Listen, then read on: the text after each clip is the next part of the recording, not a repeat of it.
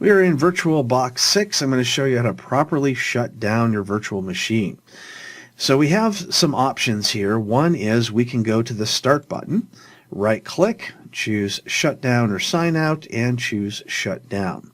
Another option we have, left-click the Start button, click on Power, and choose Shut Down. Now we have a third option. Sometimes our virtual machine is already locked and we don't really want to, there we go, we don't want to take the time to log in, but we want to shut it down anyway. If we click the X at the top right, that's the same as yanking the plug. Don't do that because that could damage your files. What you want to do is go up to Machine and choose ACPI Shutdown, and that is a graceful way to shut down the virtual machine. And now we see the virtual machine is shutting down, and you'll be able to restart it again whenever you like, and that way you did not have to log into the virtual machine itself.